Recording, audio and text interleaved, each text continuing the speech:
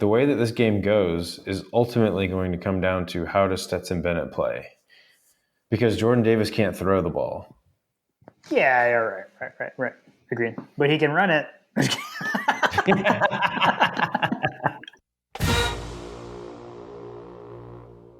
Welcome to My Got a Podcast. I'm Jim Wood. In this episode, John Powell and I preview the 2021 SEC Championship game against the Alabama Crimson Tide. And we answer questions from you, our listeners. As always, remember to check out store.mygotapodcast.com to see our latest merch. And you can follow us on social media at My Got a Podcast. Finally, if you like what you hear, please subscribe, rate, 5 stars obviously, and review the show. If you leave us a review, you just might hear it on an upcoming episode.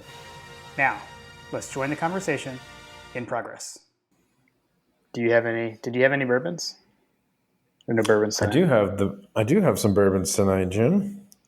And mine actually comes with a story, so I'll let you go first. Mine, I've just got larceny.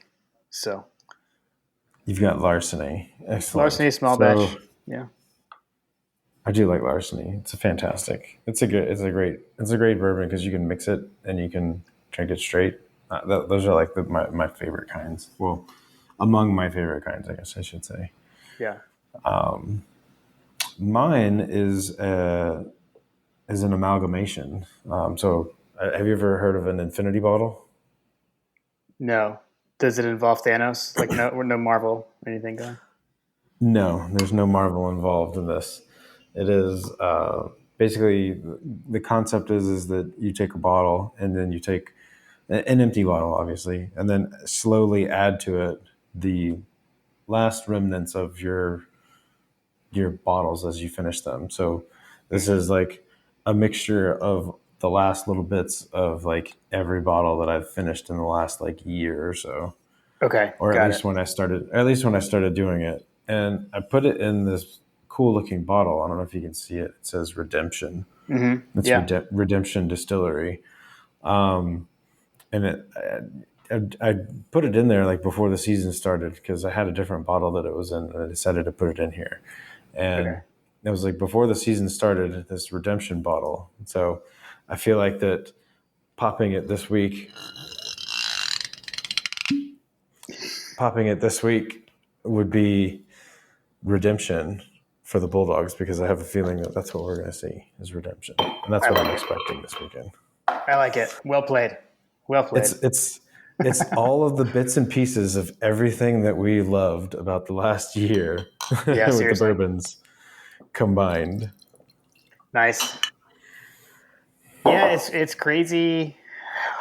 I don't know. I mean, we talked about this a little bit at the end of our tech review, but it's definitely crazy to be here. We're where we all, I'll definitely say hoped we would be. It's where we thought we would be, but that doesn't always work out. It's been a heck of a ride. It's been a lot of fun. Like there's some of those, like if you had told me that JT would only start against Clemson, at the beginning, right, and then miss a game, and then ultimately Stetson Bennett would be the starting quarterback for Georgia, I'm pretty sure there's no way I would have thought that we'd be sitting here 12-0 heading into the SEC Championship as the number one team that had been number one the entire time the playoff poll was out. Like, I would have said no way. And yet here we are. We're now like the guys that defend Stetson.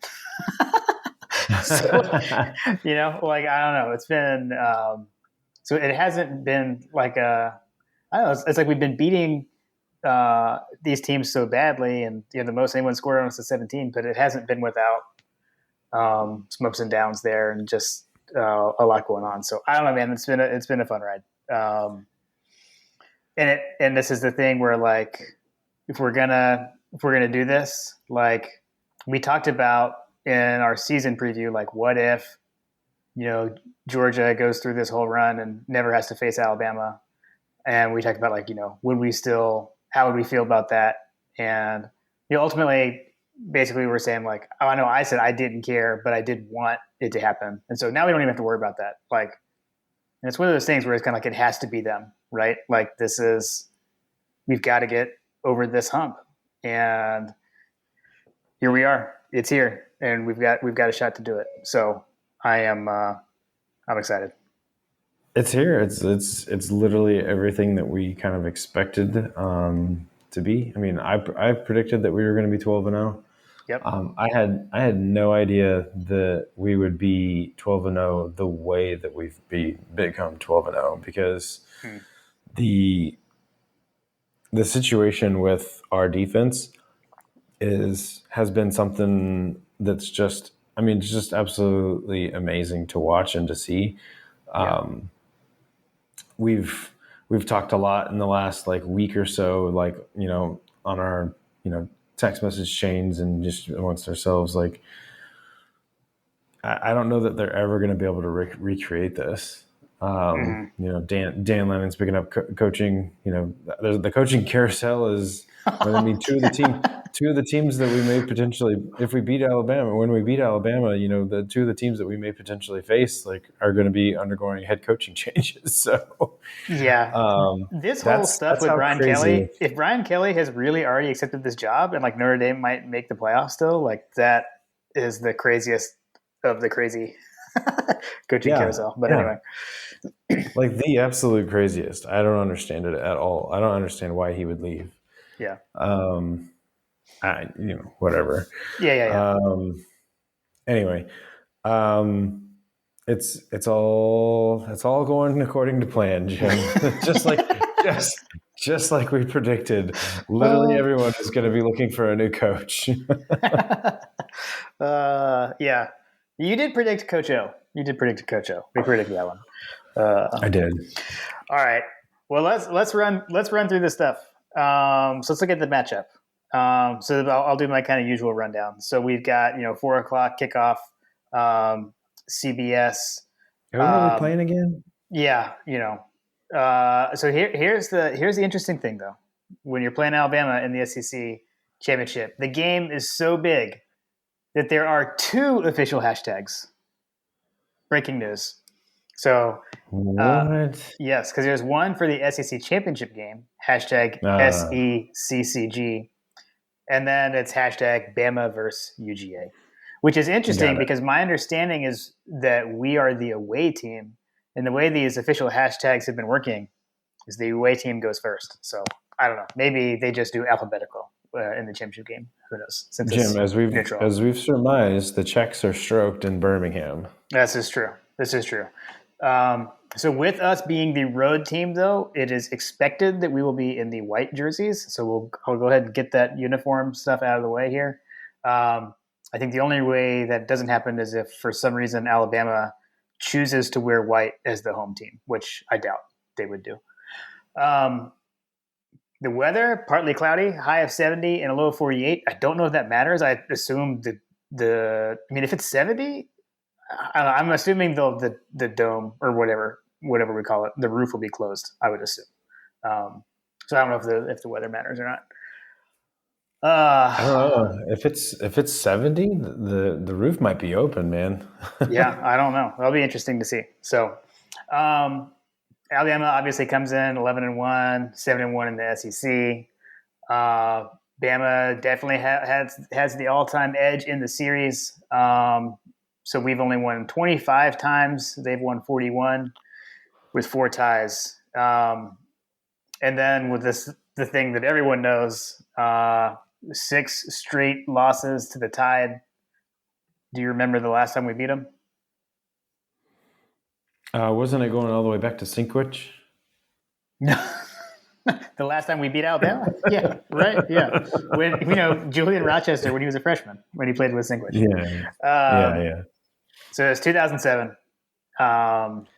in the year before the year before the infamous blackout, the season of the good blackouts, right?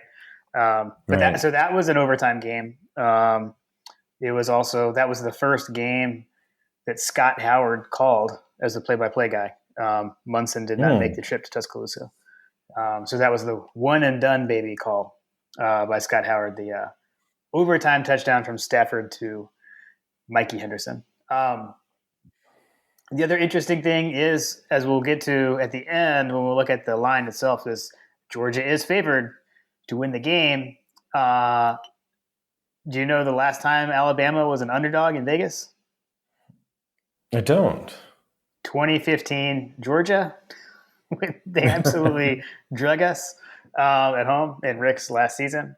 And then the last time before that, because I still kind of question that one because I felt like the line moved right at the last second, but I don't know. And the last time before that was the 2009 SEC championship game against Florida, which actually Alabama did. They did win that as well. So this is only the third time they've been, an underdog in over 10 years. So that's pretty crazy. That is crazy. That's just Darth Saban at his finest. Yeah. So, what just popped into my head was last year when we previewed Georgia at Alabama. Like I don't know if you remember, like the news broke like right before we hit the record button that Saban had COVID, and we like couldn't focus. And, like all we could talk about was that. Like we couldn't like avoid it. So at least we don't have any of that kind of stuff to talk about this year. So that's a little refreshing. That's refreshing. We'll have a full stadium, normal scenario, everything. Yeah. And then this is actually only the third time that we've met each other in the SEC championship game. So that was interesting. So 12, 18, and now 21. 12, 18, yeah, 21. Yep. Makes sense. So, what was the Patrick Garvin stat? Like it was like Georgia hadn't beat Alabama in Atlanta since it was like the 50s or something, and it's like, well, how many times have we played them in Atlanta since then? Right. It's like only like those ones that we can think of, right? Like 12 in the championship game, 17 in the BCS, or not the BCS, college football playoff title game, and then the 18 SEC championship game. So all very recent. Yeah, literally within the last decade or so. Right. So yeah, so that was pretty much it for the matchup type stuff. And then let's hit a couple of things for news and notes from the press conference. I did listen to that today, and I'll just focus on the injury. We got some injury updates, right? Got some injury updates. Yep. So he said. So we're recording Monday, which is the press conference was today. So he said Jamari Salyer is going to practice today. So he said that like they were actually thinking that Salyer was going to play last week, and he had a setback. So he said he had a setback. We'll find out where he's at. It's really up to how he practices. He did not use the word hopeful when talking about Jamari Salyer. So I think there might actually be a chance that Salyer plays. So that's good. On the other hand, Kendall Milton got the dreaded, very short, hopeful to get him back, and then not a whole lot else. So don't think we'll see Kendall Milton based on the hopeful comment. For Kearis Jackson, he did say, we think he's going to be fine. Won't know for sure until he goes out and practices this week. So that sounds promising as well. And then on Chris Smith, a little bit of a mixed bag. He said, we're hopeful he's able to go. We're hopeful he's able to go today. He did some running yesterday. We're hopeful to get him back, but until I see him go out there and practice, I won't know. So I think that's a first. Again, he's messing with us. We're hopeful to be hopeful. Right, exactly. There were multiple hopefuls in that one. So those were the injury things, and then he had a money quote. He has his sayings, and this one, and he said this before, but it was the strength of this team is the team. So it seems to be a bit of a mantra kind of going around right now. So that was it for what I got from the press conference.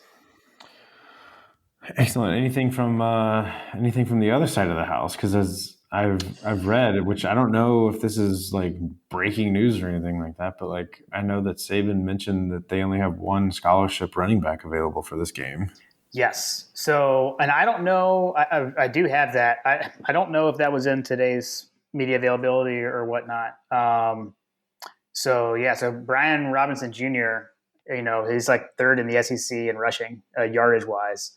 And he got injured in the Iron Bowl, has like some sort of, I already forgot how it was referred to, but lower body injury, I think is what they said.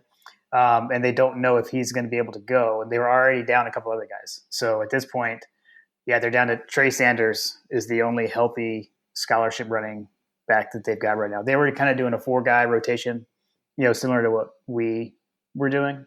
And they already were down 2 guys, and now down their leading rusher. So Yeah, and to put that in context, Brian Robinson Jr. has over 1,000. He's over 1,000 yards rushing for the season. yeah, yeah, The yep, guy that's backing him up, the next closest guy is 284 yards. So they are missing a ton of experience coming into that. Not to mention the fact that he's got 14 of the 20 touchdowns that they have rushing. yeah, yeah. So the guy that you mentioned that has 284 yards, like that's Williams, and he's also out. So it's the next guy that can play, right? The next guy down. Yeah, yeah, Yeah, yeah. Trey Sanders. So he's like third on the team in rushing yards at So, least. so, so they're missing almost 1,300 yards rushing out of the 1,800 that they have on the season, and 15 of the 20 touchdowns. Yes. I don't know if you could just hear me like breathe in. Like I don't know how to handle like what this stuff. Like before we totally dive in, it's like I don't know. Like I'm having a hard time. I talked to my dad today. I talked to my dad for a long time today. So shout out Frip Dog. And What did old Fripp have to say? oh, I can't. I know I texted you. I was like, I should have recorded my phone call with my dad today. It was amazing. But like, the thing that I said to him was, it's like, I feel like a lot of times with these big games, right? Like my heart is telling me we're going to win, but then there's something like in my head that says, well, maybe we won't, right? And here it's like my head is telling me we're going to win, and then my heart is like, they burned us before. So I don't know, that's where I'm just feeling very weird about this game. It's new territory for us. Yeah, it's like new territory for us, and like I don't know how to handle it yet. And once I do, it's going to be awesome, but it's just a different feeling, so all right, well, do you want to start walking through the actual, like, kind of what we're looking for type stuff, and start with our offense? Or Yeah, let's go. How about you? Okay. You kick us off on the offensive side. Okay, so it's interesting because this seems to be the matchup that no one's talking about. Like if you listen to the national media, if you listen to the Southeast media, everyone's focusing on the other matchup. But here, I mean, I think everyone is essentially, I think basically Georgia's great defense has just overshadowed the offense, and people are forgetting that, hey, Georgia's offense is actually pretty good too, right? And I mean, from what I have watched of Alabama, and that's not that I've done like deep film review or anything, but this is not like what we've come to know as an Alabama defense, right? A Nick Saban defense. It doesn't look the same. I mean, Will Anderson obviously is, an amazing talent. He is the best player on the team. He leads the SEC with 14 and a half sacks. He's in different position, but like a Jordan Davis, in that, like, the impact that he has on the team, he's the best player. He's also getting Heisman talk as a defensive player. But he can't be everywhere, and he can't do everything. So I feel good about our offense. I'm very interested to see a couple of things, like on the injury front, right? Like if we get Jamari Salyer back, that's going to be a big deal, and it will be interesting to see what we do with the offensive line, right? Okay. If Salyer is in, what happens? Like, does Jones stay in, right? Like, so is it just a swap back out at left tackle, or does Jones stay in the lineup and even at left tackle, and then Salyer is back in the lineup but as a guard, and all that kind of stuff, right? So that'll be interesting to see. So first time Georgia gets the ball, that's definitely something to watch for, right? When that flashes up on the screen, is who's the starting five in the offensive line. But I mean, and then also Kyrus, right? So I think he could be just his sure-handedness. I think will be big for us.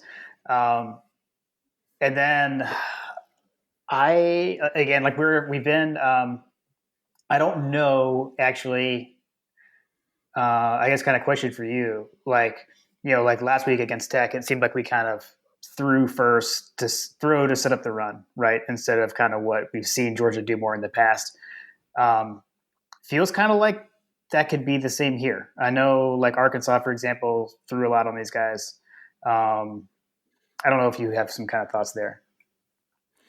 Yeah, I mean, I think that from an offensive perspective, you know, obviously you have to kind of take into their defense into some of this equation as well. So my takeaway is that if I'm Alabama, they're actually like they're doing just as well stopping the run as we are. They're obviously not quite as good, but you look at their rushing statistics, what they're giving up on the ground from the defensive side, in our like rushing yards, yards per play, all that kind of stuff. They're pretty close to everything. Overall, they're giving up 200. Or sorry, they're giving up almost 300 yards per game, just Mm-hmm. total. We're giving up 229 yards. Um, from Yeah. a from an their defense is pretty good. I mean, the rushing yards 967 to 947 is what their defense is giving up versus our defense. So they're doing pretty good. Okay. So what I expect is that they are going to be selling out to stop the run because that is the strength of their defense is to stop the run. Now, where they've gotten in trouble is the pass is in the passing game. They're nowhere. They're middle of the pack from a passing game defense standpoint. Um, Everything Okay. else, they match up pretty well with us in terms of what they do good versus what we do good. The That leads me to believe that they're probably going to sell out to stop the run just so that they can play to their strengths, Mm-hmm. which means that they're going to do everything that they can to make sure that we can't get yards on the ground, get short yards, get into third and mediums, second and mediums. Um, they're going to keep the chain. They're going to play ahead of the chains, so to speak, Yeah. and basically make Stetson beat you, Yeah. which I feel like has been a recipe for disaster for every team that's tried that. So I don't know, man. I'm conflicted with how I would, as a defensive coordinator on the other side of the ball. There's guys that were up. There's probably guys that have been up like round the clock trying to figure out what they're going to do Mm-hmm. um, from a defensive side of things to stop our offense because you basically pick your poison. It's like, okay, well, we're going to sell out to try to stop the run. Well, we'll just flare guys out and just throw to James Cook. We'll throw to Kenny McIntosh. Mm-hmm. We'll throw to Brock Bowers. We'll throw to, any of the other receivers we have out there. So if you sell it to stop the run, that means that you're going to be in man coverage an awful lot, which I think is going to be a recipe for disaster because somebody with some immense skill is going to be open downfield. And Lord help you if either one of those is Brock Bowers or or Washington, Darnell Washington. Yeah. Um, you're going to be in a mixed match. So I think that they're going to try to isolate guys. They're going to try to isolate defenders, try to get mismatches where Brock Bowers is flared out wide on a linebacker. I expect we'll probably see a lot of moving around of pieces, trying to see who's on who, so that we can get those matchups that we're trying to get. I don't have any problem. I just don't think that Monken is going to have any problem finding yards. Yeah. I just think that we're probably going to be a little bit riskier than we normally have been, which, Stetson Bennett haters, avert your eyes kind of thing. Like Stetson may be spraying the ball all over the field. Yeah. Um, So you and that's think kind of we that's could kind of see what I more expect on than both sides. you think we could see more than 20 pass attempts from Stetson Bennett? Is what you're saying?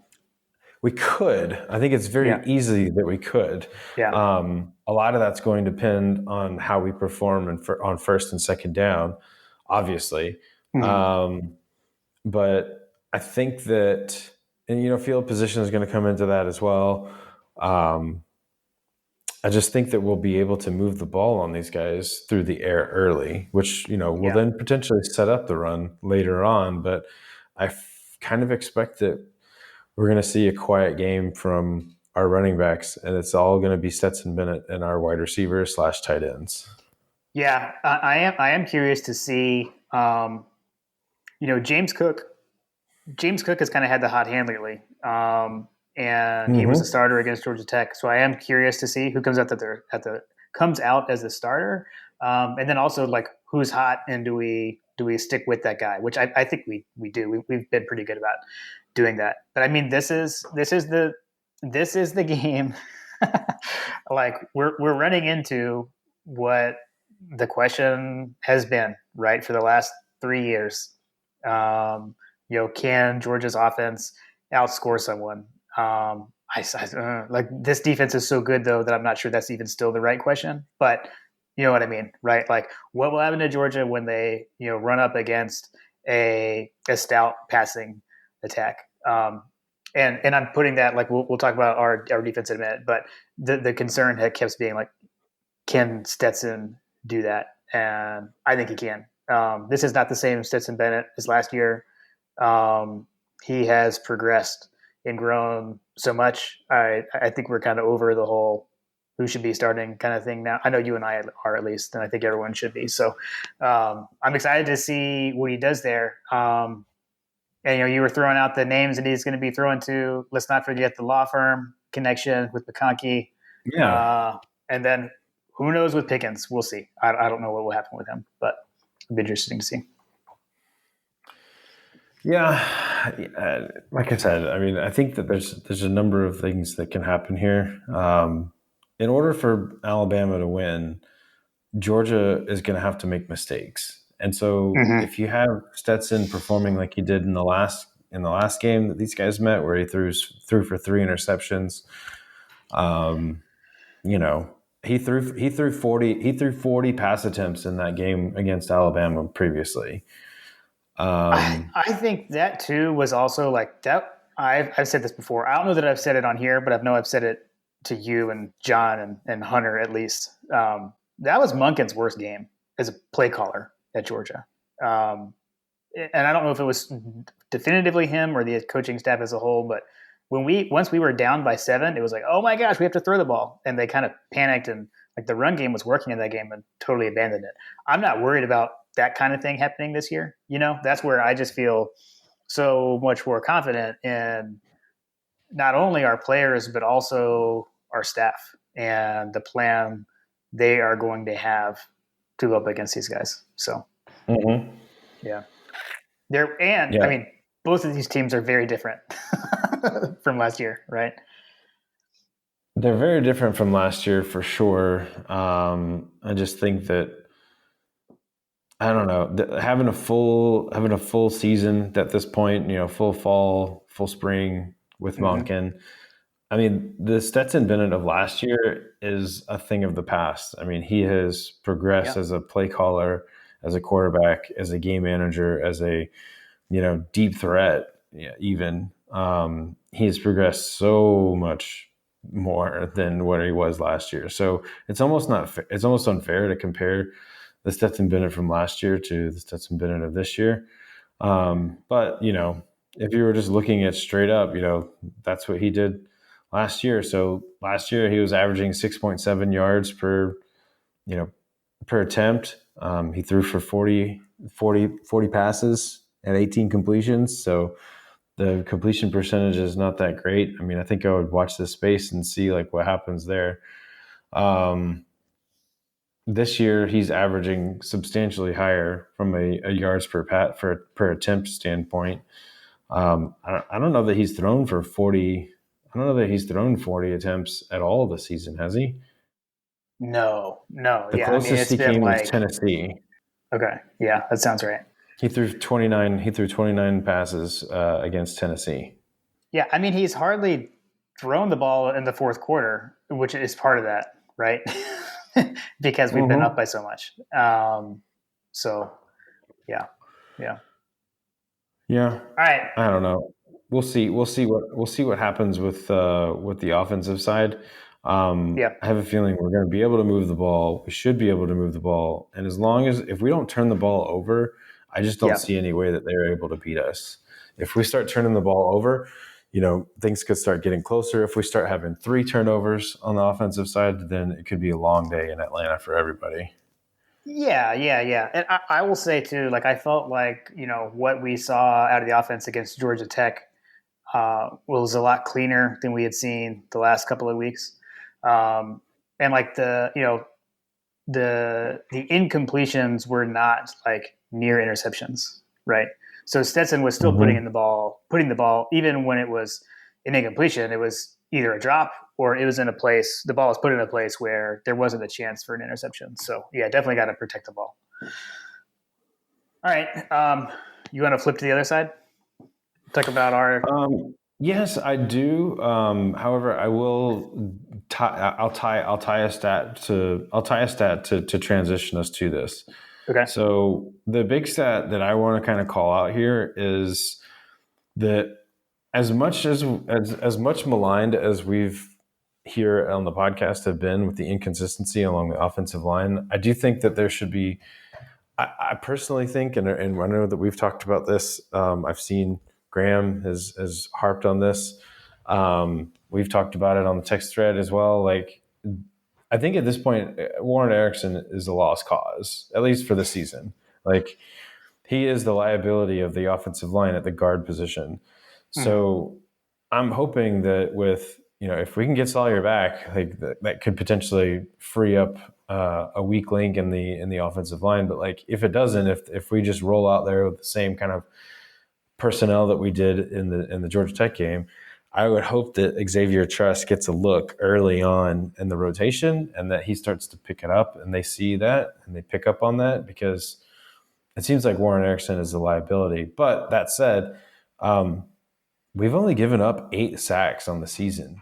Alabama gave up 7 against Auburn. Yeah. If they give Yeah. up that many sacks to us, like I don't know, man. Bryce Young may be walking out of there on crutches, dude. Because I don't know, like the way that he was running around, and this is kind of how we'll transition to the defense side, right? So Mhm. um, they're giving up.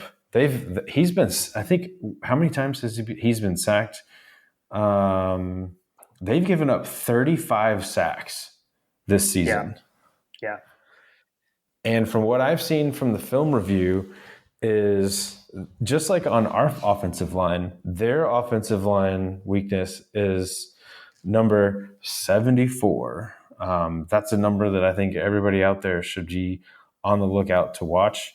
Is what's going on with number 74, and you'll know who it is if you look look at the person running towards their quarterback, because he appears to be trying to run to his quarterback every single time. The Yeah. guy's name is Damian George Jr. He's a sophomore from Houston. Okay. He's a He's the big right. boy. He's the right tackle. Right. I believe he's the right tackle. Yeah. Sometimes I think they have another offensive lineman lined up as a tight end to kind of protect him. Mm-hmm. Um, Yeah. but whenever 74 is on the field, and if you see a Channing Tindall or someone, Jalen Carter, if you see someone like that lined up with him, like, holy cow, watch out, especially if they're isolated on him. Mm-hmm. If they've got help, if they double team trying to protect him, that's only going to free up someone else somewhere, like Nolan Smith or Nakobe Dean to come in, or even off of a corner blitz. That's what I think from a defensive side. We're going to be picking on this guy all day, all game long, and that's kind of been the MO for teams, is that if you put Bryce under pressure and you just blitz, and I think John posted the Remember the Titans kind of clip, like this is the game plan for this is the game plan for this Yeah. game. Yeah. Dan Lanning explaining what the game plan is, that it was, we're gonna blitz all night long. Yes. Uh, yeah. I totally quoted Remember the Titans when I talked to my dad today. But like, I know. So Saturday night after our game, I was on in one of those Twitter Spaces, and it was Graham was on it, and then who else? So it was Vern Funquist, Chris Marler, right, the Saturday Down South guy, and then Brooks Austin, and then a couple of people I was not as familiar with, but you know, Chris Marler is a Bama guy, right? And that's he was harping on the offensive line, and he was saying that it's the worst offensive line Alabama has had since, and I forget the year. I feel like he was saying like since Saban's been there, or since like Saban's second year, or something like that. And I mean, that's not to say that they're a horrible offensive line, but they're, again, to like Alabama standards, they're not there. And I mean, transitive property doesn't work very well in football, but like I know how our offensive line held up against Auburn's pass rush, right? And that was a heck of a lot better than how I saw Alabama hold up against the Auburn pass rush. I mean, they were in the backfield all night, and I think if they hadn't let off the gas on that last drive, I think Auburn wins this game, or wins that game in the Iron Bowl. I don't know exactly why they switched that up, but again, it's not. I don't know, not the same kind of Bama line that you're accustomed to seeing. Now, having said that, though, I mean, obviously, Bryce Young is a Heisman candidate quarterback. Although I disagree that he had a Heisman moment last weekend, but whatever. I take issue with that. As I was watching the film for this, Yeah, I think Bryce had the opposite of a Heisman moment. Yeah, he didn't have a good game. There's the one there were drive. there were multiple situations, and it just so happened to be in that drive that the offensive line decided it wanted to start playing. Like basically, the offensive line decided that it wanted to start playing with 2 minutes left in the game. Well, on Auburn stopped blitzing though. Auburn didn't blitz. Auburn was dropping back into coverage, and they took advantage. So they were still going. They were still going after number 74 because Okay. I was watching that the whole way through. It was like, what are they doing? What are they doing? What are they doing? I mean, they were still going after him. He just decided to start blocking, I guess.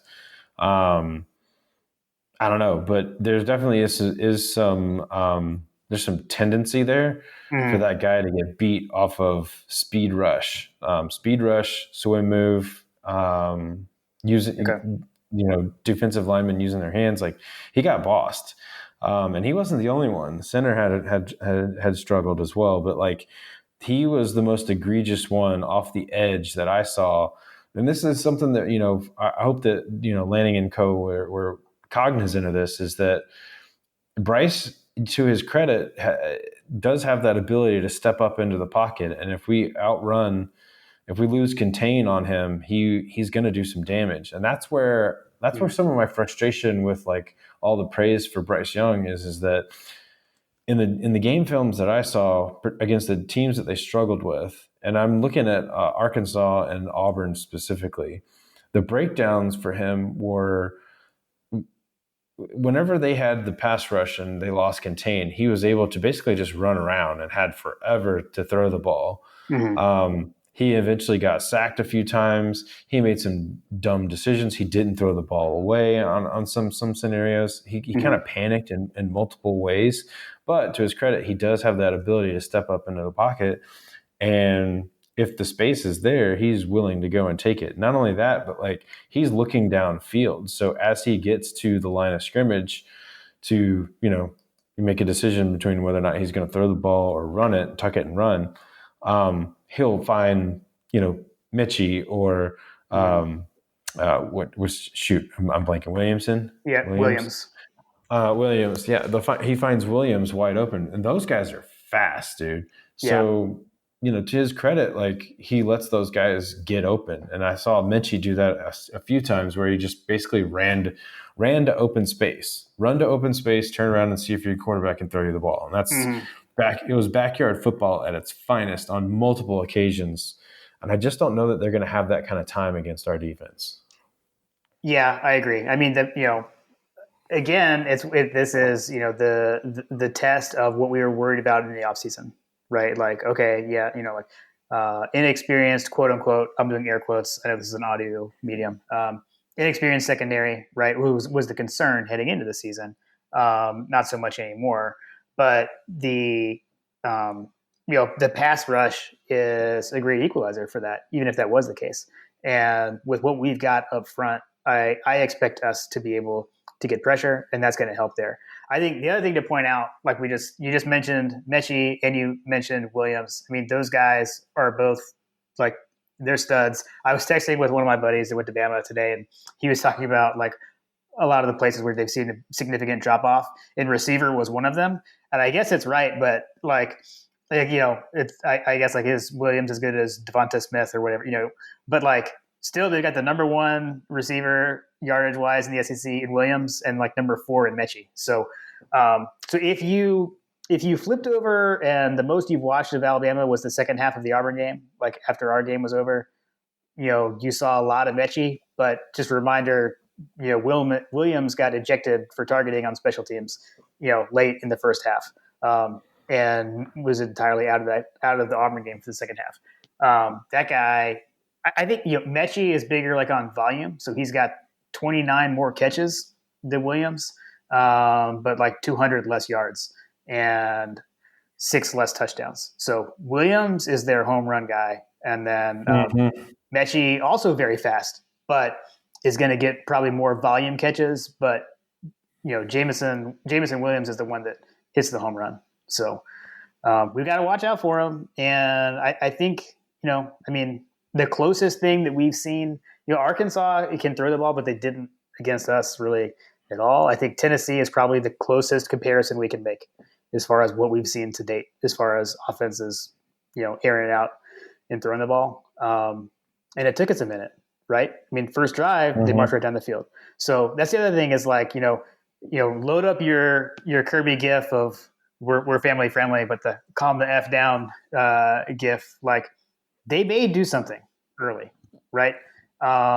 Something could happen. They could have an explosive play. Their first scripted drive may be otherworldly.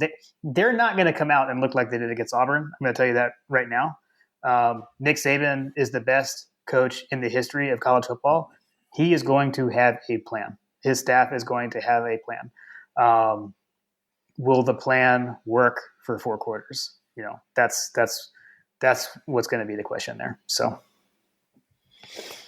yeah, it'll be interesting to see. It'll be a nice little chess match, I think, because we're not going to be able to.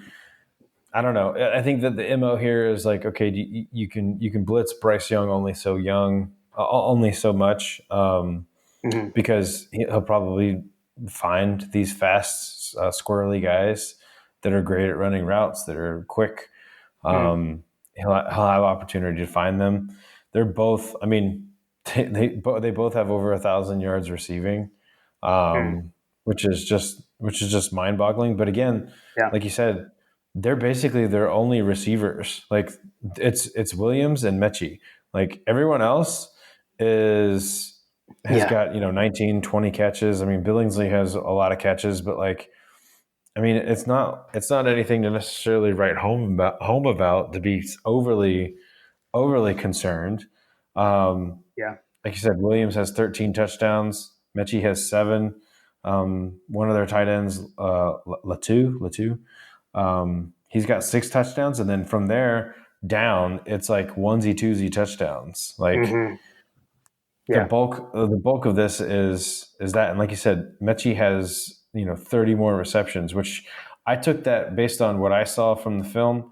Like you said, Williams was like the home run guy. He was like that George Pickens, like out wide, that AJ Green type character out wide, and then Mechie was kind of like that shifty slot receiver that's running slants, running quick outs. He's running a what do you call it? Just like pass it into the flat and let him run up. Those kind of passes that are basically like they get logged as passing plays, but they're largely runs. I don't know. I think they're going to have to do that, right? That's going to have to be their running game. I think that if we shut Mechie down, I really like our chances to run away with this. I think that he's going to be the key because, like you said, that volume is there. I'm Yeah. sure that they're going to hit Williams out wide. I just don't know that they're going to hit him enough times, and that they're going to get enough that Bryce Young is going to have enough time to hit him like in stride deep more than maybe once or twice. Mm. Um, they might be able to hit him a couple times, but I just don't know that he's going to be able to have the kind of time that he had against Auburn, that he had against Arkansas to throw it over our DBs. Right.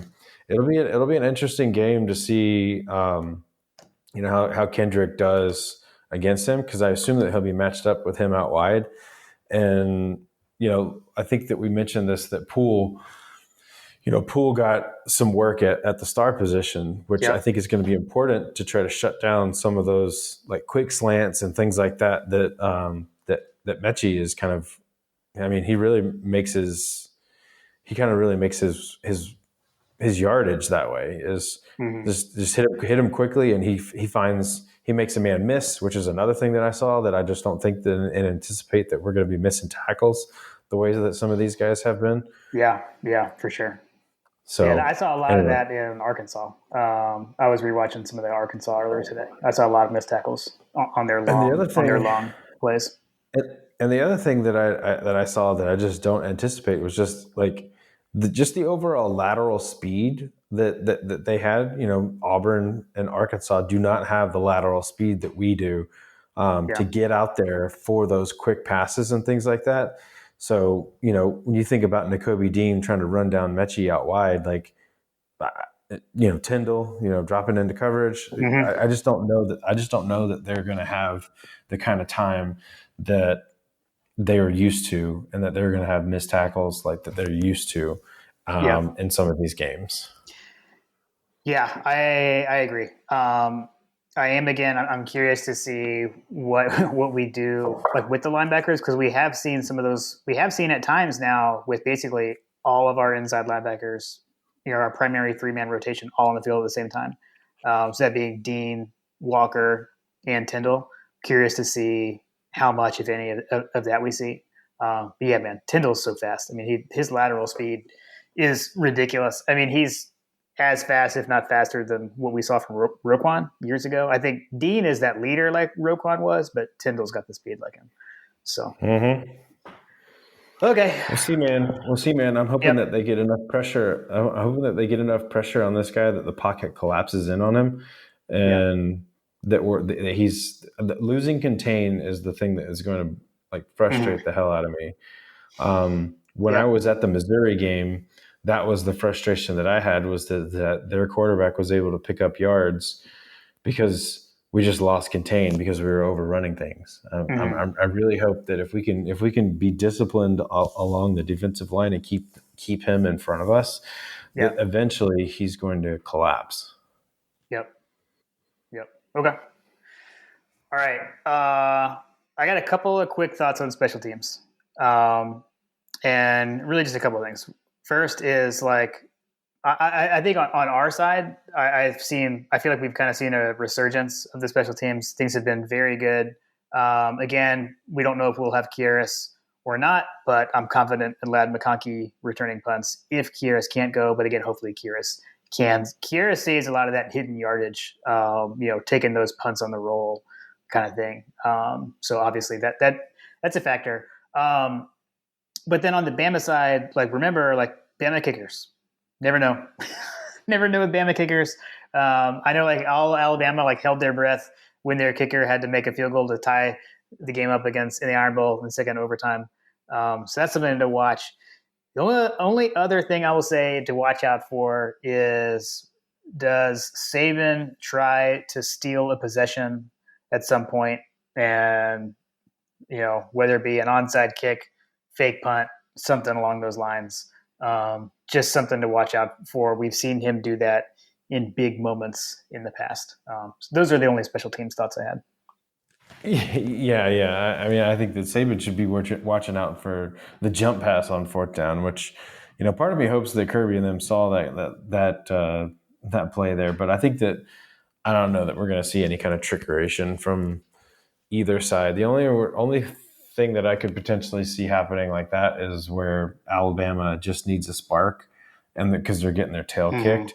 So when the trick plays for Saban start coming out, I fully will smell and detect blood in the water that he doesn't think that they can win this game if he starts busting out his trick plays.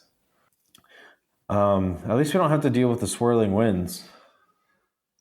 Exactly. I'm so glad you said that. I literally just thought that in my head and hadn't gotten it out yet. Totally agree. That's another thing to watch for. Not going to happen regardless. But if the roof is closed, it's certainly not happening. Yeah, I don't know. Part of me have you been to Mercedes-Benz with the roof open? Yes, for an Atlanta United game. For Atlanta United, right?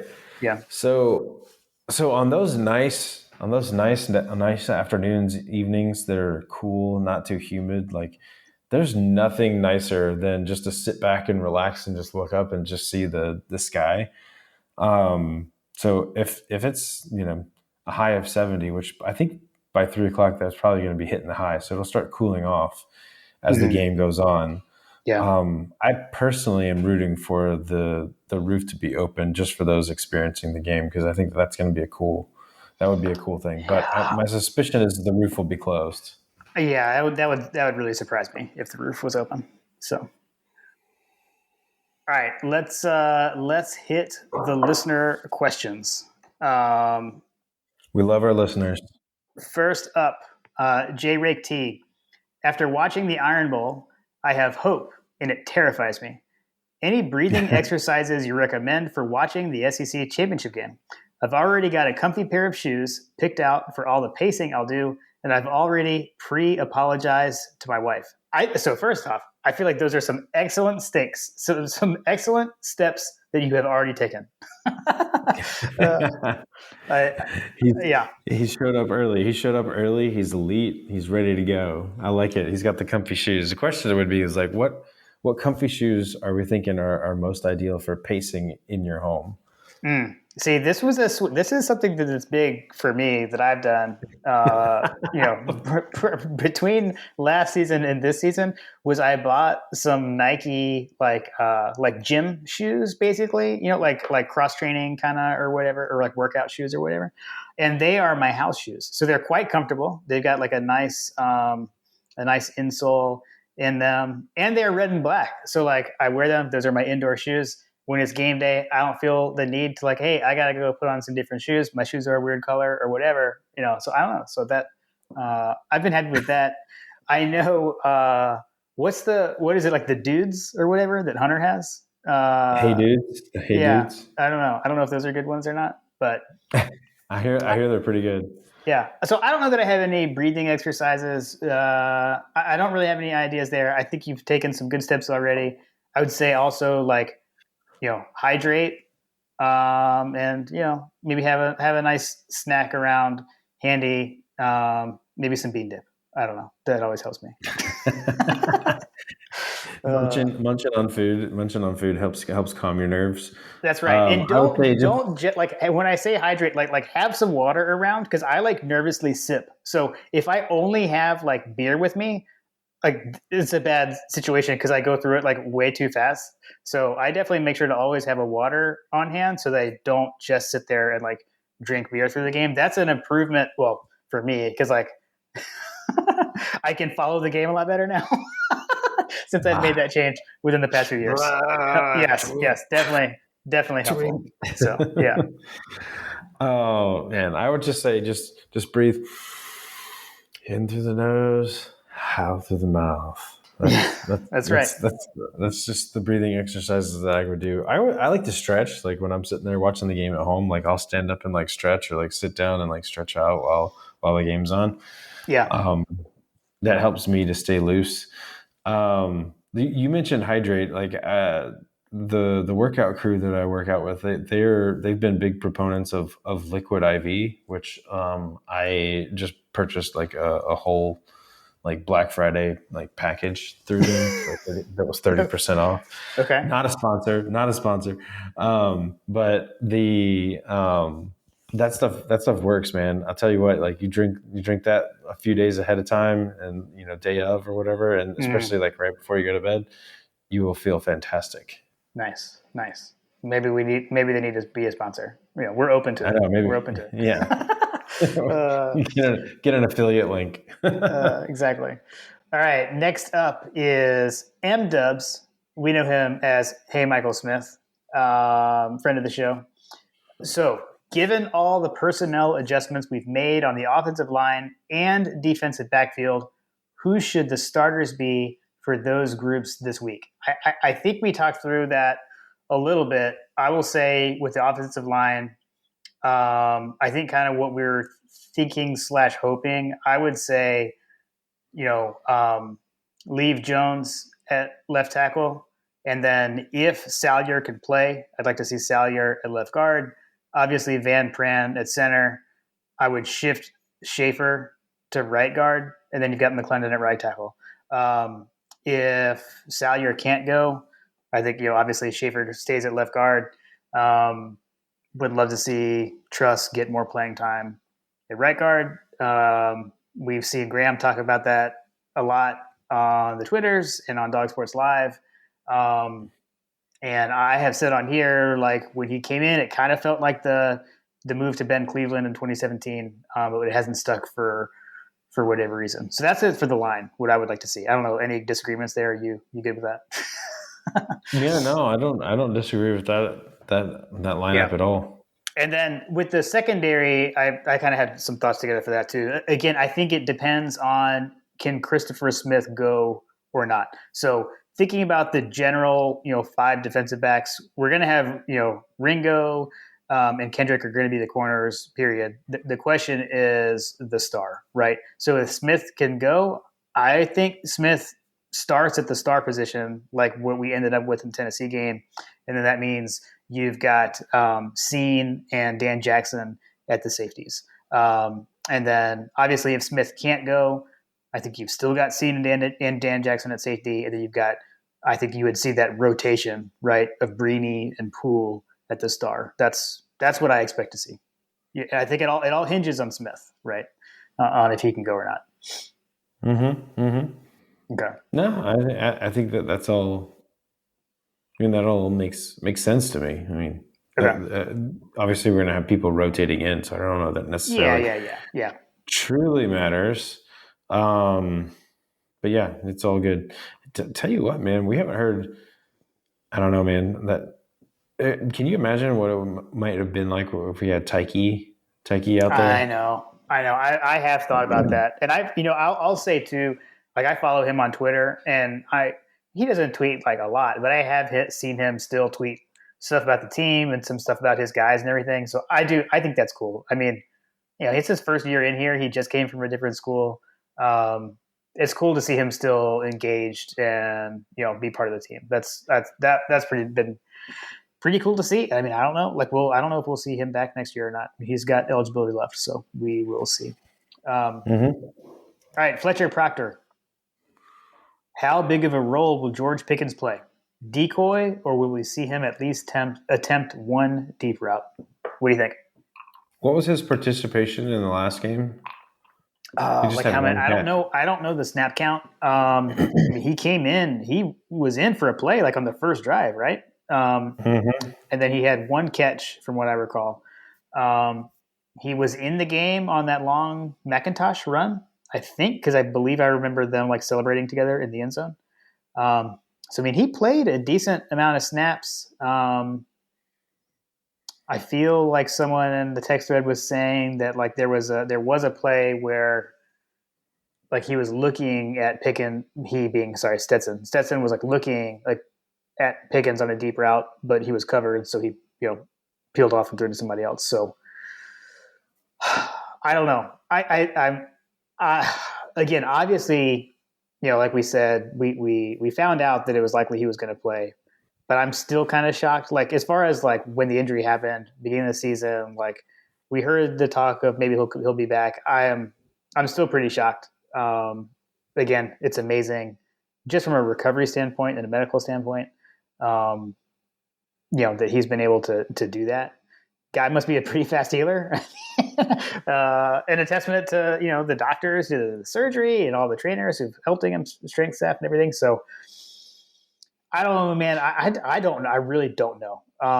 I would say, obviously decoy at a minimum, but I don't think he will have how big of a role? I don't think it will be a big role, but he may have a catch or two. I, I'd probably set George Pickens catches over under at 1.5 for this game. I would say that's probably fair. I figure he would at most have Yeah. two. I Yeah. mean, he'll be out there. I mean, if he can block, I think he'll be out there for sure. Like Mm-hmm. if he can provide blocking ability on the outside, which we have discussed that on the podcast, that's actually been one of the weak points of the running game is that being the wide receivers being able to hold their blocks, certain wide receivers being able to hold their blocks. So Yeah. if he can contribute to the running game and contribute to being at least maybe he holds a safety or holds a defensive back out there, but just the fact that he's on the field as a threat. Because I Yeah. promise you, if they leave him wide open, they're going to throw it to him. Yep. Yeah, for sure. For sure. All right. Next up, SSI Dog. Has Monken been holding back having Washington and Bowers both run routes to the end zone when we get to the red zone? Bowers' touchdown against Tech was 100 points. Oh, wait. The way I copied and pasted this got me thrown off. Bowers' TD against Tech was 100. No one can match up with those two if you throw it up high. Seems unstoppable. And then he said, how many targets does zero being Washington have in the red zone this year? That I have no idea on. I didn't look it up. What do you think? I don't know. I don't know that he's been so much like quote unquote holding it back. I think at this point, like, maybe there's a couple of things up your sleeve, but I think we've pretty much seen the offense at this point, I would think. I mean, Jordan Davis ran for a touchdown, guys. I don't know that we're holding anything back. Agreed. Fair. Yeah. No, Yeah. I don't think that we're holding anything back at all. I don't think so either. Okay. I think we're going to see it. I think we're Go going ahead. to see heavy doses. I think we're going to see heavy doses of Brock Bowers and Darnell Washington. I think that if I was on the Alabama side of the field, I would be doing everything that could to try to shut that down. Because it does seem that like certain games, like, I mean, there were games that we didn't hear anything about Brock Bowers. Yes. But yes. The good thing is that other people stepped up. So that's it really is kind of a pick your poison with this offense. Like, we're gonna shut down the run. Oh well, shoot, we just got burned by Brock Bowers for 200 yards. Like, dude, good luck. Yep, totally agree. All right, 51-7, GATA. I love this question. Who is Alabama's backup quarterback, and should we worry? This seems to be important when the game is in Atlanta.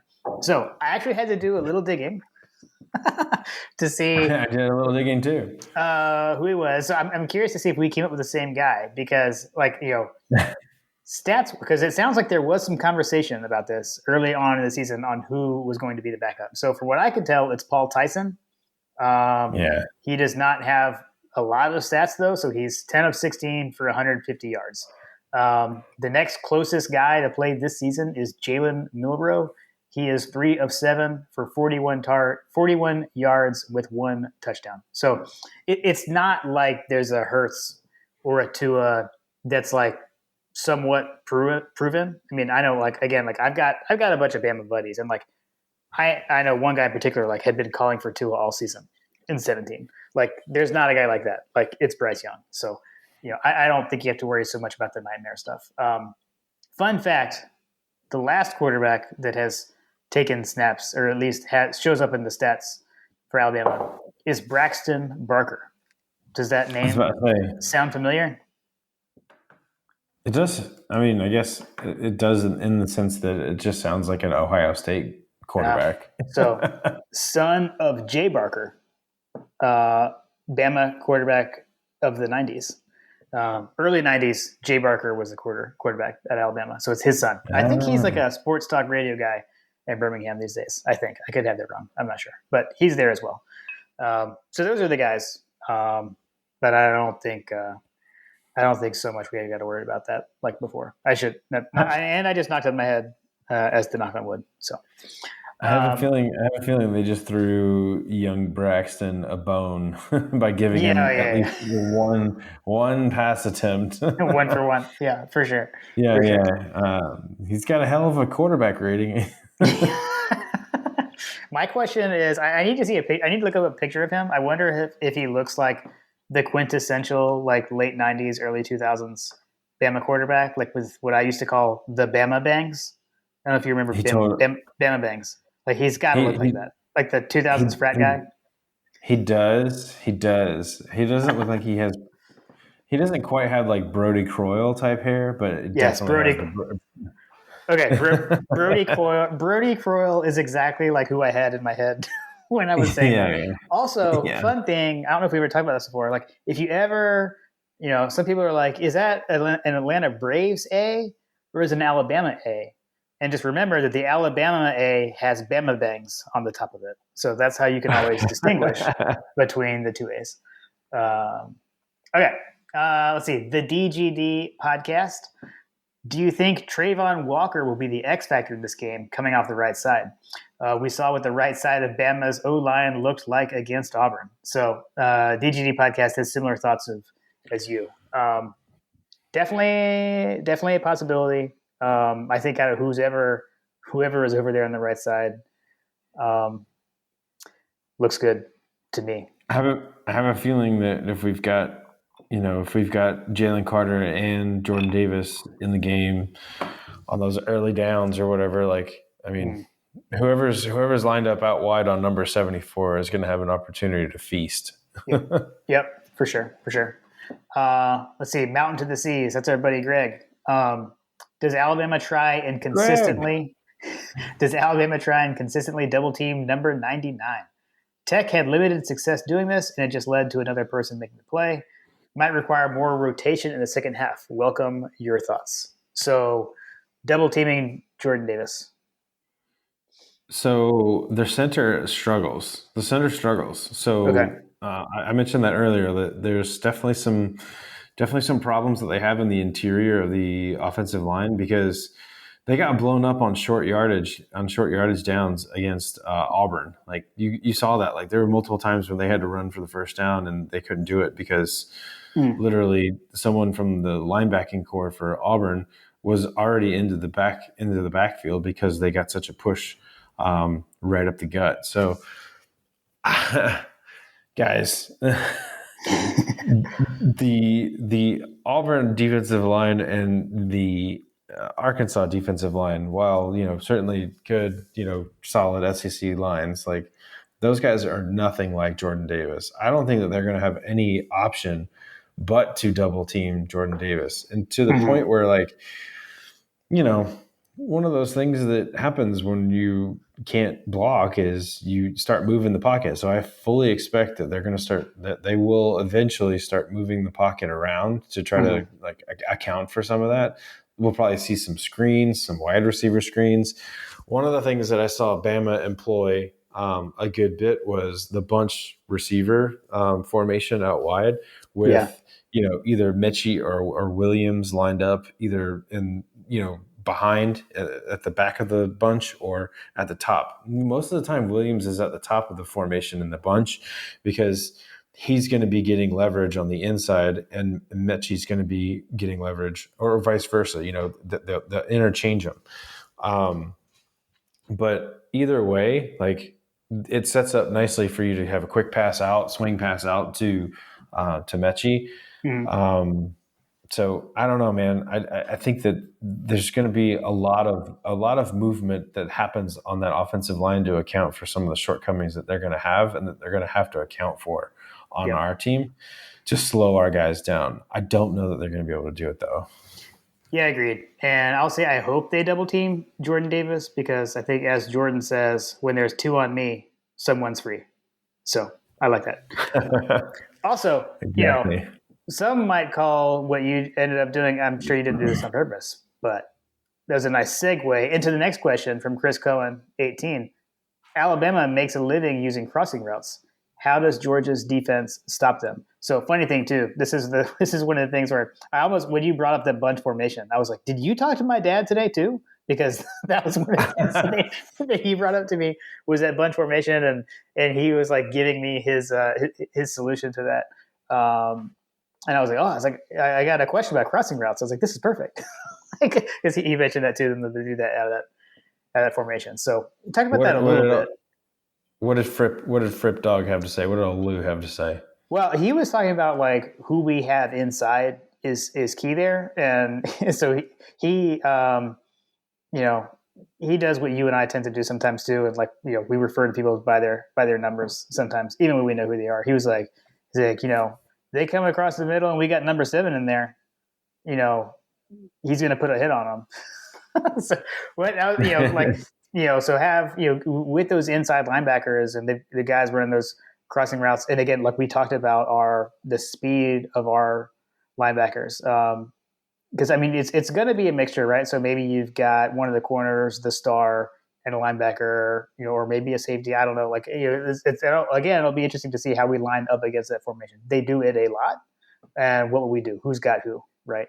But yeah, that was definitely one of those things was you make them think twice about coming over the middle, right? Essentially, yeah. And then also and then the pass rush, right? Because again, hard to do this stuff with hands in your face, right? And a guy breathing down your neck. Yep, it'll definitely be interesting for sure. I don't know. I really don't know 100% like how we're going to answer that. I just feel like that we're going to, and I don't.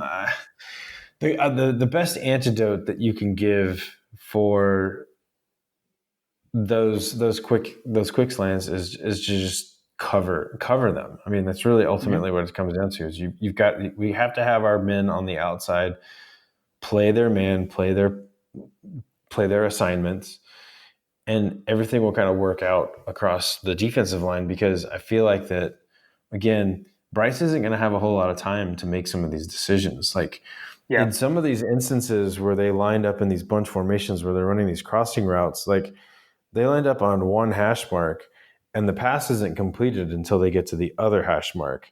That's at least 3-4 seconds. That's at least 3-4 seconds of someone running across the entirety of the field.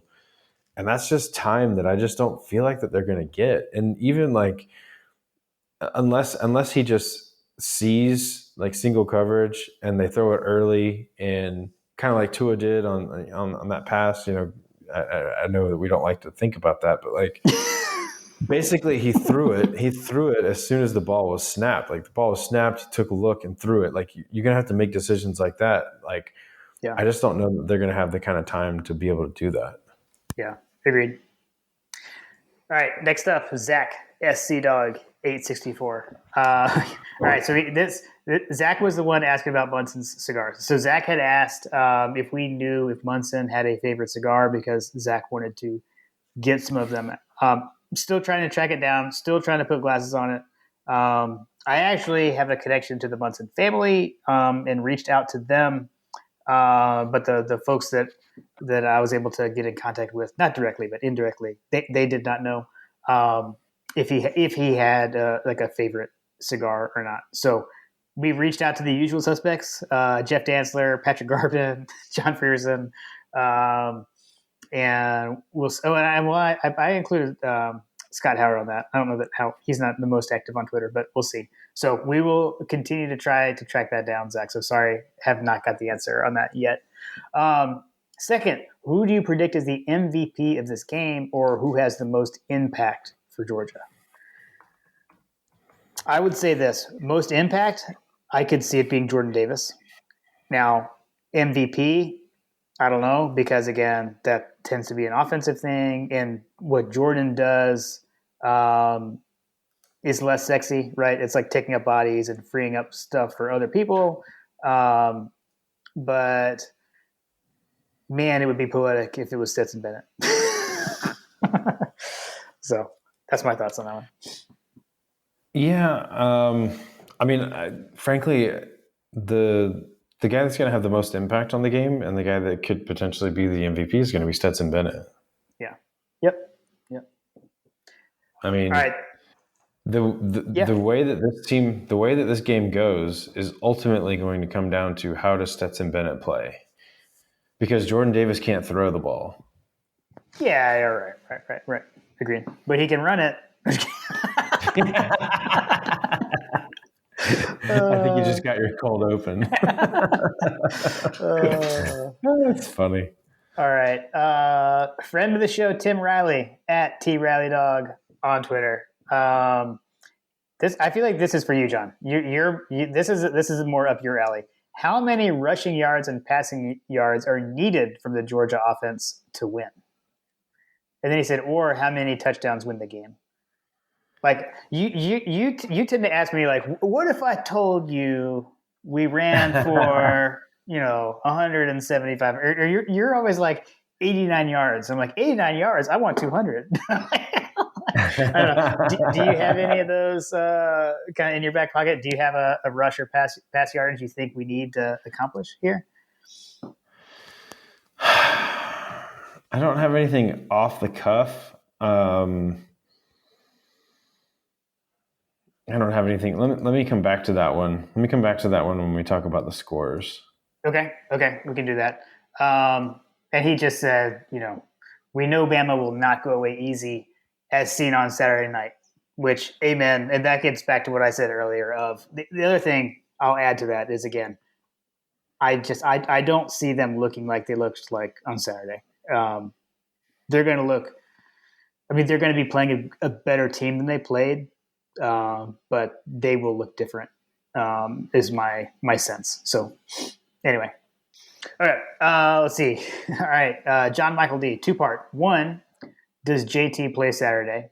And then 2, is it more likely Kirby asks him to play savior or provide mop-up duty? And then he said that he thinks the mop-up duty is more likely right now.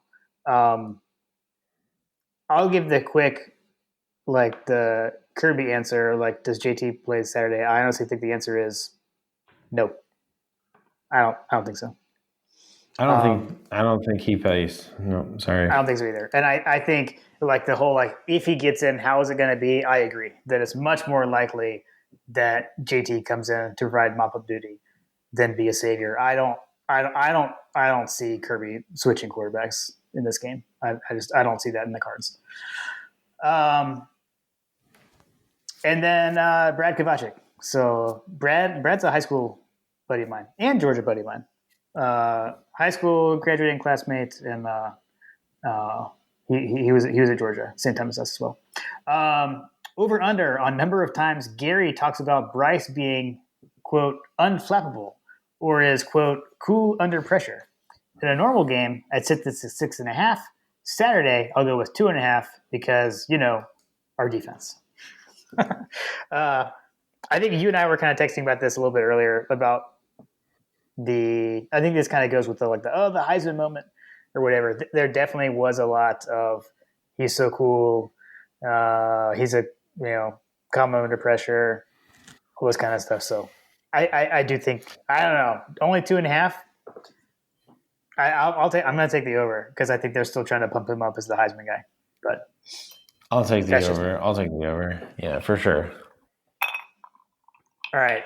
As I know and anyone listening may have noticed, there's no soundboard tonight. So, John, if you could do the honors, because it's time. It's time for Coach Trillbill's over-unders. So, I don't know what is going on with my technical difficulties. I could not figure it out. Hopefully, I will fix it soon. All right. So, Coach Trillbill, over-unders. Ooh, this might help with your answer to Tim Riley's question. I'm prepared for an answer to Tim Riley's question. All right, let's go back. Let's hit Tim's first. Okay, so how many rushing and passing yards do we need from Georgia's offense? Okay, so from Georgia's offense. So if I told you that Stetson Bennett threw for 214 yards, I actually feel. How do you feel about that? I feel good. I feel good about that. Okay. That's the average yards that their defense is giving up through the air. Oh, really? Okay. Okay. If I told you that Bryce Young only threw for 151 yards through the air, how do you feel? We win the game. We win the game. Yeah. Okay. The flip side of that is the rushing numbers. So if I told you that we rushed for 81 yards, We rushed for 81 yards? we rushed for 81 yards. No, I want more than that. See, we've done exactly what you said, or what I Yep. said would happen. So Is that that's what they're averaging. And if I told you that they rushed for 79 yards, 79 yards? Yeah, if they only rush for 79 yards, I feel great. yeah. So you're So saying we need to get more than 80? what I'm saying is that I don't know that the rushing yards matter. Okay, What I okay, think okay. matters is the passing yards. Okay. So Okay. if we stick to our averages, if Mhm. we stick to our averages, and we'll get to this, we'll get to the points. What this means from a points perspective, from what the data shows us, particularly against common opponents. Mhm. So what I'm looking at is like if we can play our game, if we play our game, our brand of football, Mhm. they are only going to get 150 yards through the air, and we are Okay. going to get 213 through the air. And I feel like if you Yeah. gave us those odds, the numbers are going to be very, very dramatic for the University of Georgia. Mhm. Okay. I still want more than 89 rushing yards, though. I think we'll Yeah. get. So like, We're gonna get more than that. I'll say that right now. I think. yeah, Be my prediction. Okay. Okay. Cool. Okay. Good deal. All right. So now we'll go back to Coach Joe. Over under. I feel like these are pretty good numbers set actually. Although the first one, I don't. Okay. So over under Georgia passing yards, he's got it at 225, and so you were just saying like you kind of expect 240, or I don't know if you expect that, but that's what they're giving up, right? Um, they're giving up 214. Oh, 214. Okay, okay. So yeah, so this is a pretty good line. So That's a good line. what do you think? Over under 225 passing. Over Over. Okay. I'm gonna take the over. for Georgia. For Georgia, Yeah, Georgia passing yards.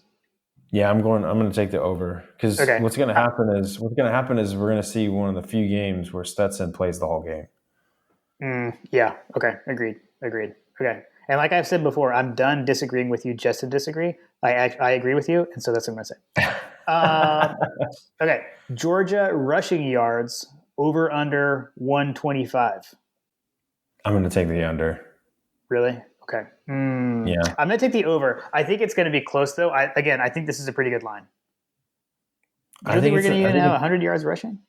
I think it's a good line. I don't know that we're going to get it. It really just depends, man. I Yeah. mean, so if we go out there and just light these guys up and we get some interceptions, like, dude, I mean, we could Yeah. probably end Yeah. up with 500 yards of offense. Like, Yeah. but if you're looking at it from a data standpoint, the data doesn't showcase that this is going to be a running game. Like Yeah. the data Okay. showcases that this is going to be maybe we'll play like this chess game where it's like, okay, we're gonna poke and prod for a little bit, and both teams are going to do the same thing. Like they'll poke and prod and see, like, feel out where the coverages are. They'll feel out where the blocking assignments are. They'll kind of like Paul Johnson used to do. Remember, like Paul Johnson in the triple option, like he would come out there and like he would like figure out who was blocking who, and then all of a Hmm. sudden it was like off to the races kind of thing. Hmm. Um, that's kind of what I feel like is going to happen. They're going to go out there, they're going to poke and prod, they're going to move guys around along on the offensive side of the ball to figure out who's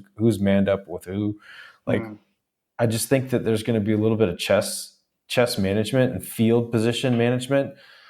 As much as I hate to say it, like Kirby still like very much is going to be like in his own feelings about this game. I feel like because Hmm. the magnitude of this, and maybe some of that's going to be a little bit more relaxed because frankly, I think that if we lose this game, we still make the playoff. Yep. Um, Yep.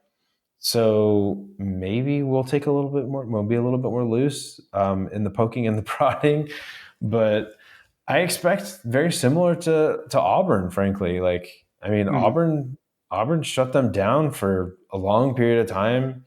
Alabama shut them down for a long period of time. Granted, their offense is nowhere near as good as ours. So um, Yeah. Yeah. Yeah. I don't know, man. If we make a couple of long connections, if they make a couple of long connections, we could be off to the races early. So like that's why I say like the data showcases that this is going to be a game that's won through the air, and anything that is executed on the ground is largely going to be either field position based or time. Like, we need to run a clock instead of just continuing to just eat points and yards through the air to slow the game down. Got it. Okay. Okay. Over under Georgia defensive sacks. So over under set at 3.5. Oh, I'm going over, dude. Yeah. I'm going way over. Yeah. Like, it would not shock me to see us have 10 sacks tomorrow. Yeah, and if I told you we had 10 sacks, like, how would you feel about that game? I love that we're back to the if I told you questions. Yes, I would feel great if we had 10 sacks. I know. Even if I told you we had 7 sacks, like if I told you we had 7 sacks. Agreed. Let's see, what's the average? They've played 12 games? We're 12 games right now. 12 games, and they've given up 30. Well, Young has 35? Been sacked 30. I think it was 33. That's 3 sacks a game. So his line actually makes a lot of sense. But what that doesn't factor in is that our defense is just flipping sick. Yeah. Agreed. All right. Let's see. Next one. This is also a good line. Painful to discuss, but okay. 2nd and 26 / 4th and 11 clips on CBS during the game. Over under set at 3.5. That's a good one too. 2nd and 26. It guaranteed 2nd and 26 is in the opening, in the pregame montage before the game. So that's one right there. I'm gonna hope for the under because I think it'll probably be 3. Again, these are the kind of things that we will not track ourselves. So, Coach Tribble, you got to track that. I do not care. Oh, I like that. That's a good answer. Camera shots of a frustrated Saban. Over under at 5.5. Don't forget, Nakobe Dean wasn't even on the team for those games. Gosh, such a great answer to a question. How did I not hit that in the news and notes? What an amazing question. That's okay. You got to keep it in your back pocket for the entire I did. Bang, draw 4. That was awesome. What was the question? I forgot. Over under camera shots of a frustrated Saban. Sit at 5.5. Like live, we go to the sideline and he's frustrated. Definitely taking the over. Yeah, smash the over. This game just screams frustration for that man. Yeah, for sure. All right, personal level of Munsoning pregame sit at 90%. I'm going to say this. So, can I ask a clarifying question, John? Is he asking if we will be 90% or if Coach Trillbill will be at 90%? Because I can't really speak to Coach Trillbill. Not 100% sure there. I'm going to tell you, dude, I am going to be an absolute wreck. I'm going to be a complete wreck. I am who asked us? Was it J Rake T? J Rake T was asking us about, or told us that he's already pre-apologized to his wife. I have to have the conversation with Kim as well. Actually, she already just knows I'm going to be a total wreck. This is why I put up the outdoor Christmas lights on the day of the game, because it passes the time for me and to get to the kickoff, because I am going to be in a glass case of emotion all day on Saturday. So. I talked through or I talked earlier about kind of my heart versus my head. And yes, we're in the middle of an amazing season. It's been an epic run. And statistically, yes, I feel confident. However, that is not going to help my stomach all day Saturday up until kickoff. So Jim, I've got my Christmas lights. They've been on my house. I've got my Christmas trees up. They've been up for a while now. Let's kick the tires. Let's light the fires. And to quote a great philosopher, let's light this bitch up. Shout out Hunter. Epic moment in Charlotte. Wait. That was at. Wait, when did he say that? That was in Charlotte, right? I think it was in Charlotte. I think it was I think he also did it when he was in the Braves stadium too. So amazing. All right. If Georgia wins, and then so this is, like if Georgia wins SEC championship, MVP Stetson. So I think we kind of already hit it on that. That's who our money's on as well. I think, right? Wait, what? Say If it again? Georgia wins, who would be the MVP? And he said Oh, Stetson. yeah, It's kind of yeah. Yeah, I mean, Stetson's definitely going to be in there for sure. I mean, could it be Brock Bowers with a 3-touchdown, 300-yard performance for sure? Could it be yeah. Darian Kendrick with a 2-interception game? Yep. Yeah, I mean, the little outliers like that are certainly within the realm of possibility. Jordan Davis with 5 sacks, whatever. Yeah. My money is on Stetson, though. I mean, it Yeah. has to be. I mean, in order to win this game, Stetson's going to have to play the game of his life. Like, this is literally what he came back to the university to do. Mm-hmm. Mm-hmm. Does he have to play the game of his life for this team to win, though? I don't think he does. I think he has to play well. I don't know that he has to have be otherworldly. Like if he plays the same in this game as he played against Georgia Tech, I think we can win the game. Does that make sense? Yeah. I mean, how do you quantify that though? Like, Well, that's true because Alabama is a lot better than Georgia Tech. Yeah, I mean, like, how do you quantify that though? I don't know. So you threw it out there. I'm just questioning it. So here's my thing. So he's got to complete 60% of his passes. Mm-hmm. He needs to throw for over 200 yards. He needs to have 0 interceptions. Mm-hmm. Yeah. If you look at the statistics, I think that's fair. When you just threw that out there, like he has done that against other teams, but he has not done that against an Alabama. So I think that's fair. I'm tracking what you said now. I was just kind of questioning that for a second. Okay. Let me also say that he doesn't necessarily have to play perfect, but they have to play perfect if they expect to win this game.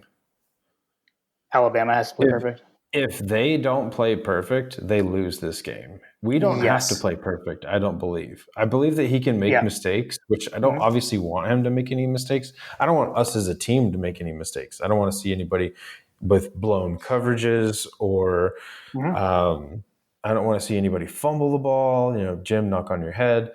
I don't want to see any interceptions thrown, that kind of stuff. Like, I don't want to see any of that kind of stuff. But if they make those kind of mistakes, like instantly it's going to be game over. If they don't counteract that with mistakes on our end, which frankly I think kind of is a wash there, like from a impact standpoint. But like if they're giving up interceptions and turnovers and giving up sacks and all that kind of stuff, and we're not, like, dude, game over. Like, just game over.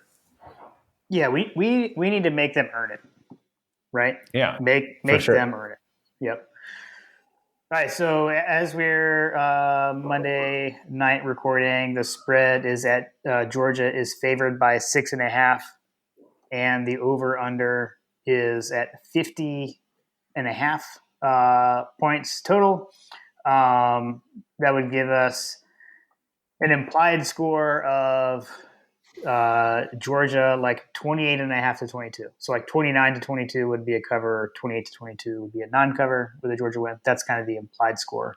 By the line, OddsShark has their score predictor has Georgia winning 42.6 to 30.2, which is also a cover and an under. I'll say that's a lot of points for Alabama to score 30 points. I can't really see Alabama scoring 30 points on our defense. That's a win, cover, and an over. Yeah, exactly. So that line's changed a little bit because it was 80%, 20%. It was 80% Georgia, 20% Bama, but the movement is now 76 Georgia, 24% Bama. So Bama's gotten some bets on that. Yeah. I've struggled with this one. Like I've talked about my struggles with it. You want me to give my score? Or do you want? You've got your analysis. You've got your like sound logic and reasoning. I'm all emotion. Let's hear what you got. I mean, it's pretty straightforward. John and I have been talking about this. John Tweets and I have been talking about this like all day, basically. Like, hey, he put out his updated numbers with the Tech game included with what our impact is to another team's offense. And that to me is like the key to the game. Like, yes, Stetson needs to do his thing. And that's all. Like, Stetson needs to do his thing under the umbrella of the defense doing theirs. So collectively, the defense needs to perform at the level that they've been doing on average throughout the entirety of the season. So if you look at those numbers, our impact score is like 23.4 or something like that. It's like, call it 23 points, whatever, screw it. So you take that off of Alabama's average and you're netting out at like, I think it's like something like 16 points or 15 points or something like that. I flubbed up to 17. So I feel like that this is going to sit at like a 35-17. And the reason at the 35 is that I took Alabama's impact score as well. So what is Alabama's impact score to other teams that we've played? So if you take those numbers into consideration on like the shared opponents, right? So the impact score on us versus Tennessee, Florida, Arkansas, and Auburn. So those are the four common opponents that we have versus Alabama. So I just isolated those. And if you look at the numbers, our impact score actually goes up. I think it's like 27 points or something like that to their season average. So if you took 27 points off of Alabama's season average, I mean, you're talking like 13, 14 points. Like if we do that, I don't have any problem with us winning this game. Like if we can hold them to under two scores, two touchdowns, like we're winning this game all day long. And so really what our score would be at that point doesn't even matter. But you look at the common opponent score. So their impact on those common opponents is 8 points. So 8 points off of our season average puts it at about 31. I think so, like 31-17, I think is what that averaged out to, or something like that when we were talking about it earlier.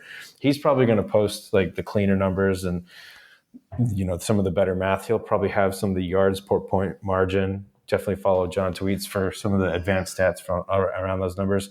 I have been historically tracking net yards per play.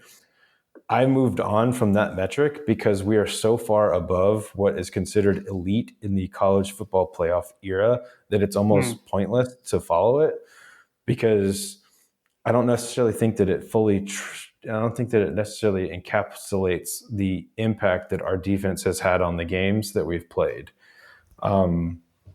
So when you look at the raw numbers and the raw data like that, I feel like 35-17. That's where I'm sitting at. 35-17. Okay. And that would be the over, I think, or would you be going over? Did I just not remember what the over under was? 50 points. What, 35-17? Oh yeah, you're right. It would be just barely 52. Okay. So you're gonna stick with that. I was told there would be no math. Yeah, sorry. I apologize. Even though I literally just talked about a lot of math. That's okay.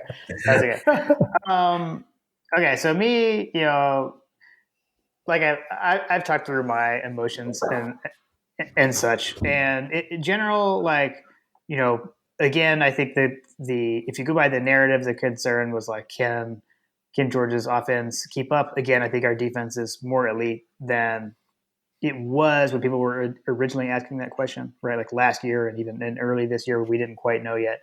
I'll say too, like when, early on in the season, our guy Josh Dog Stats wasn't sold on the offense. And I think he is now too. And I take a lot of value in his research on the numbers as well. And so that has also helped me feel more comfortable as well. So all that being said, I'm gonna predict Georgia to win. I'm gonna go 28-17. That's what I had written down. Not too far off from what you've got. So that is it would be a cover, but just under. So it'd be a slight under. That's what I got. I like it. Either way, I like it. Yeah, I mean, I just want to win. I don't care how much we win by, but again, my head tells me we win. I've got I've got all the things in the back of my head. But what I just keep telling myself on that when those things creep in is look at this team. Um, like we've talked about this before. Like it all started with the whole unfinished business, run it back. Um, all the guys that came back, Jordan Davis, number one amongst all those guys, has made all the difference for this team. And we're 12-0, but there's more work to be done. So let's just keep it up. Yeah, for sure. I mean, we talked about it multiple weeks ago. As long as Jordan Davis, Jalen Carter, and company are healthy, that I like our chances in pretty much versus anybody out there, regardless of who's playing quarterback. So, yeah, dude, I don't care. We're gonna win. Like, screw these guys. I'm over it. I'm gonna go down there. We're gonna go down. What are you doing for the game? You get. I know you're putting up Christmas lights. You got like a pattern that you're gonna do. A pattern of Christmas lights.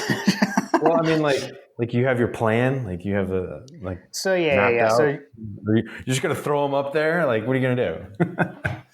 Yeah, I've got a plan. Yeah, I pretty much do the same thing. We've got got a Minions inflatable. I'm not huge on the inflatables, but we have one inflatable, and then we've got all the outdoor front lights. I actually just do like colored string lights. Is what I do in the front, and I do icicle lights across the garage in the front, and then on our covered porch in the back. So that's what I'll be doing Saturday to pass time until game day. We have been doing bean dip for the last 2 games. I plan to do that again. And we're just gonna watch. We're just gonna watch with the family. So we're just gonna stay at home, watch the game with the 4 of us. That is the plan. So I know. So you're gonna at least go down and tailgate and be in the city, and then kind of TBD on the game, right? Or TBD on being in the stadium, I guess.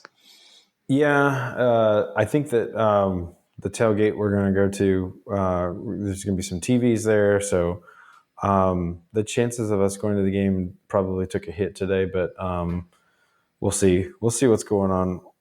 We're definitely going to go down there. We got a hotel. We're a bit of a rekindling of like a 10-year kind of anniversary with my brother-in-law and sister-in-law. Like we all went together, and again, like I said at the beginning, they're a bit of a redemption tour. Mm-hmm. We were at the 2012 SEC championship game in the parking lot when that all went down. Okay.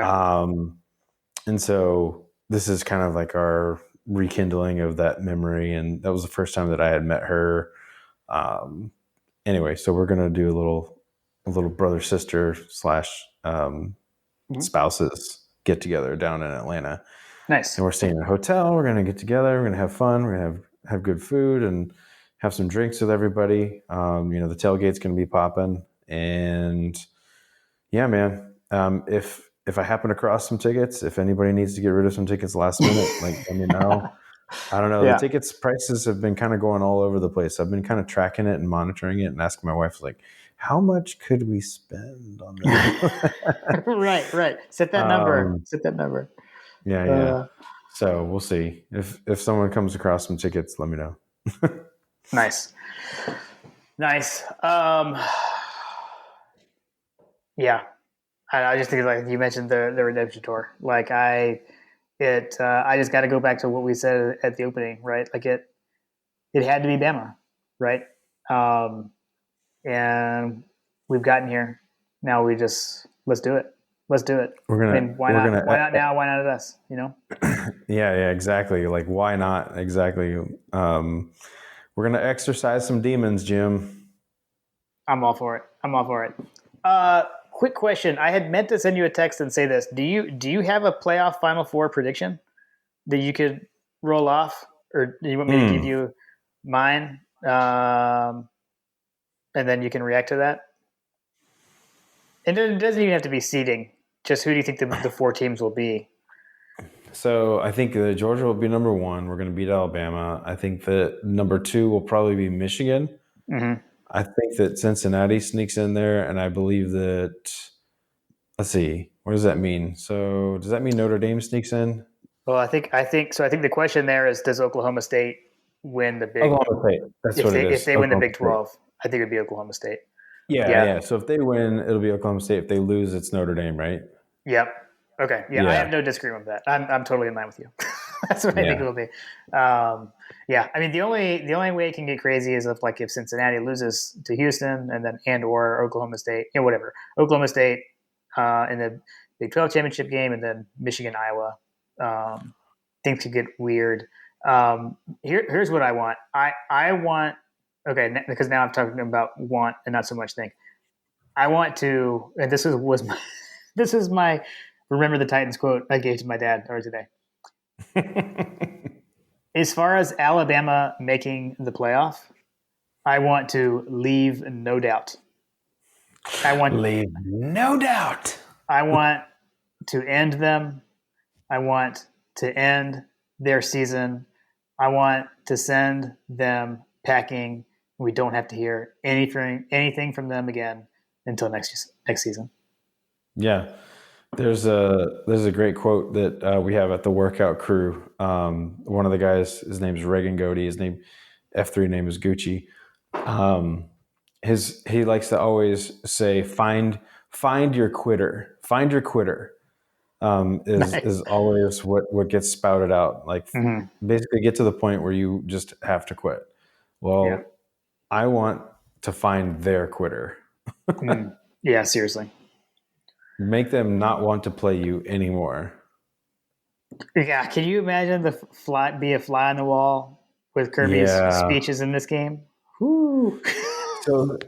So speaking of like how to get motivated for this game, like some people were talking about that. Like there's a handful of players that were on the 2017 team. You know, Yep. Stetson being one of them, Julian Rochester, who's been around since like the 40s. Um, Yes. you've got some of the coaches. The coaches have been around for some of that stuff too, so they Mm-hmm. all know and all have the opportunity to speak to. And I love that someone threw out that they have like a guest. The university has like a guest voiceover for the hype video, and someone on Twitter was suggesting that Tyler Simmons do Oh. the Oh my gosh. the speech for this one because Oh my gosh. I feel like that much like the coaches, he has a unique perspective on what it means to have this game stolen from you. Yes. Oh god, oh god, I'm so fired up right now. If Tyler Simmons is the narrator for this video, holy crap, that would be so amazing.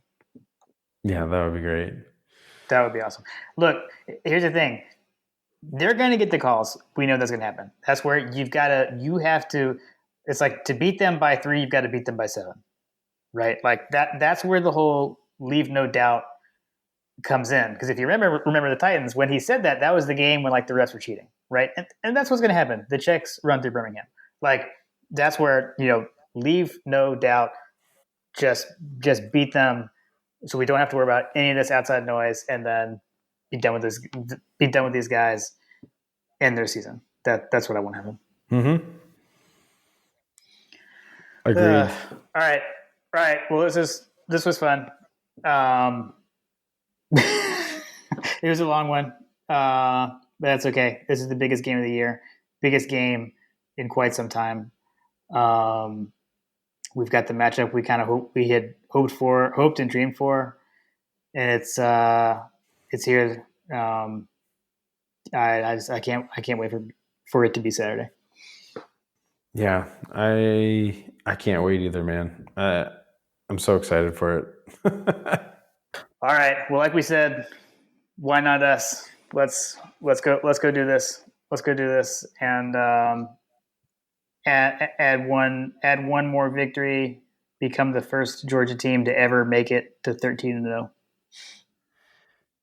The first ever team to make it 13-0 has a good ring to it, man. Let's show up early, show up elite, and man, just savor it. Just savor the moment. Like, take a look around. Like, remember those memories that we had come rolling into the dome. Just feeling like, man, what the heck is going to happen? We have no idea. Like, I am rolling into this game pretty confident. So I can't wait for it.